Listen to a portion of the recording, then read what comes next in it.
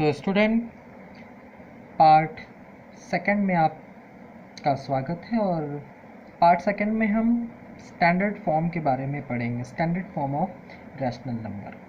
तो देखिए student, standard form of rational number का एक सम मैंने यहाँ पे लिया हुआ है और स्टेप वाइज हम इसको सीखेंगे। सबसे पहला स्टेप है, हमने रैशनल नंबर के स्टैंडर्ड फॉर्म में एक पॉइंट सीखा था कि the denominator is a positive integer. लेकिन यहाँ पे देखिए जो डेनोमिनेटर है वो निगेटिव इंटीजर है। तो सबसे पहले हम डेनोमिनेटर को पॉजिटिव करेंगे। कैसे देखते हैं, आपको ये मालूम होगा अगर हम न्यूमरेटर और डेनोमिनेटर में सेम चीज़ का इनटू करते हैं तो उस वैल्यू पे उसकी कोई फ़र्क नहीं पड़ता। तो यहाँ पे हम इस डेनोमिनेटर को पॉजिटिव बनाने के लिए ऊपर और नीचे दोनों में 1 का -1 और -1 का इंटू करते हैं। तो देखते हैं -56 और -35 का इंटू जब -1 में होगा तो माइनस माइनस प्लस हो जाता है। ये प्रॉपर्टी हम आगे नेक्स्ट क्लास में पढ़ेंगे। अभी के लिए आप बस इतना जान लीजिए कि -35 इंटू -1 यहाँ पे 35 पॉजिटिव में हो जाएगा। तो स्टेप नंबर फर्स्ट है ये। स्टेप नंबर सेकंड में आते हैं। स्टेप नंबर सेकंड में ये बोला गया था कि numerator and denominator have no common factor other than 1। हाँ, न्यूमरेटर का और डेनोमिनेटर का कोई कॉमन फैक्टर नहीं होना चाहिए। लेकिन अगर हम इसमें देखते हैं तो ये सिंपलेस्ट फॉर्म नहीं है, ये सबसे छोटी फॉर्म नहीं है, इसको और छोटा किया जा सकता है। कॉमन फैक्टर 1 का मतलब ही यही होता है कि एकदम सिंपलेस्ट फॉर्म, जब उससे छोटा ना किया जा सके। तो इसके लिए क्या स्टेप 2 में क्या करते हैं हम, वी फाइंड द HCF। इसका हम दोनों में हाईएस्ट कॉमन फैक्टर देखते हैं। तो हम देखते हैं कि 7 के टेबल से 35 भी चला जाएगा और 7 के टेबल से 56 भी चला जाएगा। ये हमारा हाईएस्ट कॉमन फैक्टर है 7। तो HCF यहाँ पे 7 आ गया। अब ऐसे भी अपने आप से भी HCF ले सकते हैं। यहाँ पे HCF 7 आ गया। तो अब क्या करेंगे, जो भी हम हाईएस्ट कॉमन फैक्टर लेंगे उसका न्यूमरेटर में और उसी का डेनोमिनेटर में डिवाइड कर देंगे। जिस स्टेप में है उसी को न्यूमरेटर में और उसी का डेनोमिनेटर में डिवाइड कर देंगे। देखते हैं, अगर हम 56 को 7 से डिवाइड करें -8 और 7 से और 37 से अगर 35 को डिवाइड करेंगे तो 5। हमारा जो रियल आंसर आया वो आया -8/5, जिसको हम बोल सकते हैं कि 56/-35 का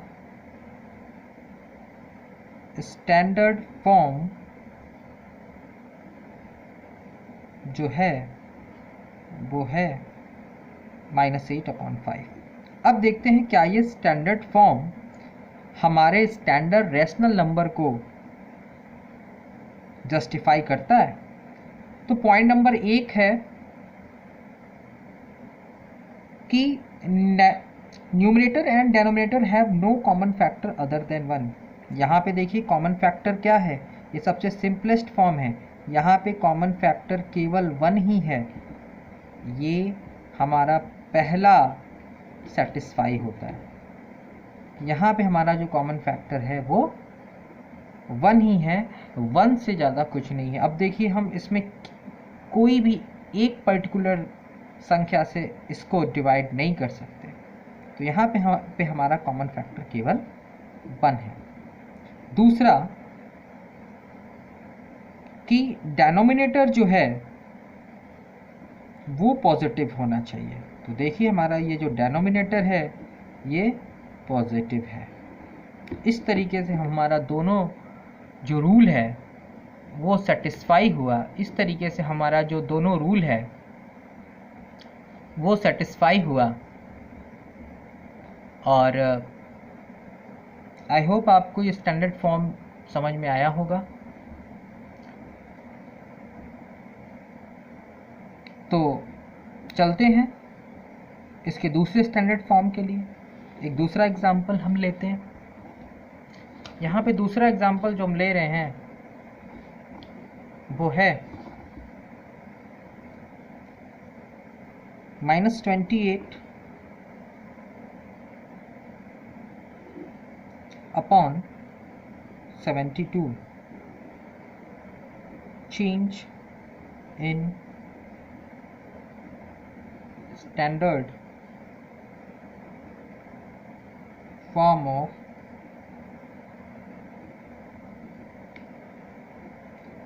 रैशनल नंबर। इसको चेंज करना है। तो देखिए यहाँ पे स्टूडेंट थोड़ा आसान करके दिया हुआ है। यहाँ पे हमारा जो ये दूसरा केस था कि डिनोमिनेटर इज पॉजिटिव इंटीजर्स, वो यहाँ पे पहले से ही दिया हुआ है। तो यहाँ पे हम केवल इसके कॉमन फैक्टर को हम चेंज करेंगे। आइए देखते हैं। -28 अपॉन 72 इक्वल टू, अब देखिए वो कौन सा हाईएस्ट कॉमन फैक्टर है जिससे दोनों जाएगा, एंड द आंसर इज 4।